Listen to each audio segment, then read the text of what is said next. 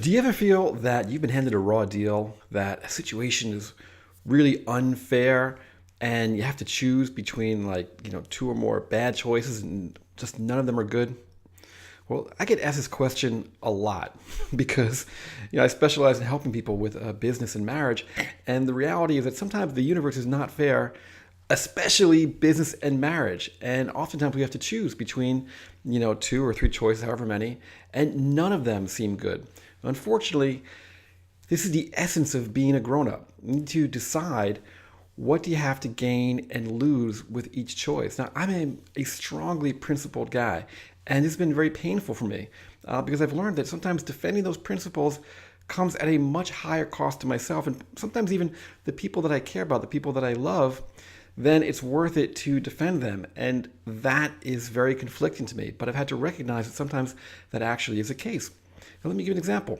Just last week, I was driving my son to my mom's house, and there's a big traffic snarl, and I'm inching along, and a car beside me, I starts getting pulled over from the police. The sirens are going off, so that's all I can see. So I start moving over to the curb to try to get away from it, make room, and then another policeman starts yelling at me to roll down my window, telling me that in the process of doing this, somehow I passed a school bus that maybe was on the other side of the street. There's certainly nothing I could see. And I was shocked by this. And I'm not going to make this message here about what happened. But the point is that I felt it was deeply unfair. I was like, no, there's no school bus anywhere. And the policeman on top of that was being really rude to me. So, I looked it up and it comes at a really steep cost, right? I wanted to fight it, but I realized that, after talking to a few lawyers, it's very hard to win. There are no cameras around. To be my word against the town police, the town judge, and the town prosecutor. And if I lose, then not only is it a fairly expensive fine, but it's like 5 or 7 points on my license and 15 or more days of community service and/or prison. It's like really high, throw the book at you kind of violation where I live.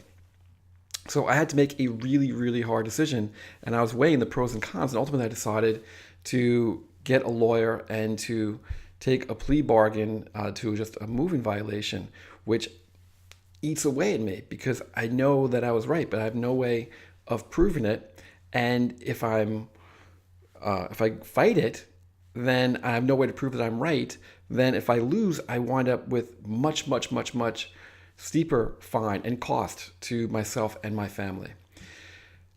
And that really sucks. But at the end of the day, that's kind of what being a grown up is. Life is messy and complicated, and oftentimes we have to make these imperfect decisions. Let me give you another example from my life. We have a toddler. He's 4. He's going to be 4 in a couple of weeks, and he's gotten in the habit of waking up at night and crawling into bed with my wife and I. And neither of us are fully okay with this. I certainly less so than my wife, but it's an issue for both of us in terms of being able to sleep.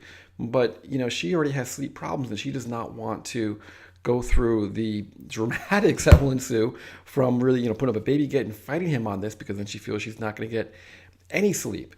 And meanwhile, the situation continues, right? So I know that from past experience, if I really bring it up and try to put my foot down around this, that just kind of gets her upset, gets her back on her heels, and that's not going to be good for her or good for us. And if I just let it go, it's definitely not good for me. And ultimately, I don't believe it's going to be good for her or our child. So I have to look for opportunities where things are calm and, where she kind of sees that she's already moving in that direction, right? Then try to work some leverage in. Now, the reality is this is still an ongoing situation, right? This is not resolved yet. But I just want to help you understand that these are things that we all go through, right? This is personal for me as well. I want to just put my foot down and, argue this ticket that I got, which I felt was unjust. I want to just put my foot down and say, look, this is how it's going to be with our kid. But the reality is that neither of those is a pure win, right? They both come at a cost. So we have to look at the whole situation. So what are the steps that we go through? Okay, number one, we've got to get off being victimized or feeling victimized. The world is against us, or, life is just unfair. Somebody has it out for us. It can feel that way. Trust me, I know what it's like to feel that way. But as long as we are stuck in that place, we're not going to be able to make good decisions. So first thing you have to do, we have to get off of that, get away from that place of being. Then we've got to actually calm down, right? Breathe, meditate, just get the energy down, whatever that's going to take. So we actually look at the situation in front of us and weigh the cost and benefit of each of the choices, whether it's, fighting with your spouse or possibly even divorcing them, or maybe losing a client or upsetting your boss. Sometimes that's the course that you have to take, but you have to really look at what the situation is, what the pros and cons are of the choices in front of you to really choose the right one.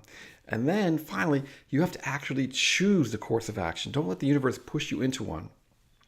That's going to create a lot of emotional drag and upset. You have to actually powerfully choose what you're going to do, stand in it, own it, and do everything that needs to be done to take care of it. Do not get stuck in neurosis and be neurotic about it and second guessing yourself. Now, that doesn't mean that you can't change your mind. You always have to look out for new information, what might cause the decision that you made to be revised. But until that information comes in, you have to actually be congruent. You have to be straight. You have to say, okay, here's the course that I'm taking, and go out and do it and just peek around and see what new information comes in. All right, 4 simple steps. 1, get off being victimized. 2, calm down, right? Breathe, meditate, whatever it takes. 3, objectively weigh the cost and benefit of each of the choices in front of you, especially when you don't like any of them. 4, powerfully choose a course of action and really execute on it while also keeping yourself open to any new information that might change that. All right, I hope you found this information useful. Take it out, apply it to your relationship and your life today. If you're interested in an absolutely free course on helping your relationship, just go to my website, GuyArdito.com. That's GUYARDITO.com. Enter your name and email, and I'll be right off to you lickety-split. Until next time, remember, life is an adventure. Live in love.